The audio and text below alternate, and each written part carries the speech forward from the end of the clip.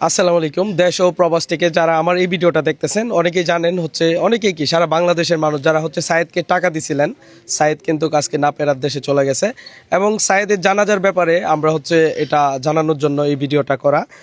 বিশেষ করে আমি বলবো আপনাদেরকে সায়েদের জন্য মন থেকে দোয়া করবেন এবং কি যেই সূরাগুলো পড়লে সায়েদের আত্মার বা রুহের জন্য গুনাহ মাফ হবে, এই দোয়াগুলাই বেশি করে পড়বেন। দেখেন আজকে সায়েদের বাড়িতে আসছি, আজকে টাকা চাইতে আসি নাই।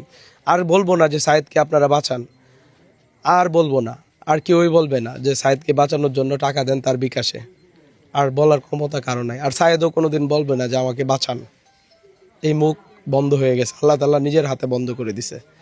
পরিশেষে একটা কথাই বলবো, জানাজার টাইম ফিক্স করা হয়েছে এবং কি সায়েদ আজকে সন্ধ্যায় মারা গেছে। আপনারা সবাই জানেন এই টাইমটা এক্স্যাক্টলি টাইমটা আমরা বলতে পারতেছি না, এই জন্যই কারণ সে আইসিইউতে ছিল আর কি। তো যাই হোক, আমরা ধারণা করতে পারতেছি 6টা বা একটু কম বেশ ওই রকম টাইমে আর কি আমরা এটা ধারণা দিলাম। তো যাই হোক, আপনাদেরকে বলবো একটু এদিকে আসেন, আমরা একটু রাস্তায় যাই।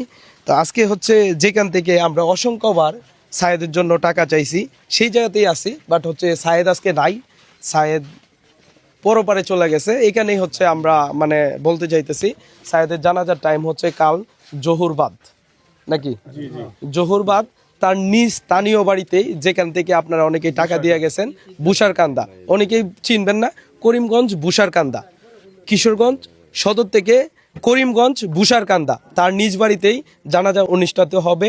আর আমি আপনাদেরকে বলবো খুব দূর দূরান্ত থেকে যারা আসবেন তারা টাইমটা মেনটেন করার চেষ্টা করবেন। আর আমরা আজকের ভিডিওর পরে থেকে হয়তোবা আর সায়েদকে নিয়ে কোনো ভিডিও পোস্ট করব না, ব্যক্তিগতভাবে আমি করব না, কারণ কালকে জানাজা সমাপ্তি দেওয়ার পরে আর কোনো ভিডিও হবে না। আর আপনারা যারা আমাকে ভিউ ব্যবসায়ী বলেন তাদেরকে বলবো, ভাই দেখেন আমার মাধ্যমে যদি অনেক অনেক প্রচার না হইতো তাহলে সায়েদকে এত টাকা আপনারা হয়তো দিতে পারতেন না বা দেওয়ার সুযোগও পাইতেন না। দেখেন সবার মনেই কিন্তু একটা কষ্ট থাকে, সত্যি কথা আমার মনে অনেক কষ্ট, কিন্তু এগুলা আর বলতে চাই না, এগুলা আসলে বলার সময় না। তো যাই হোক, জানাজাটা আপনার টাইমটা হয়তো জানতে পারছেন।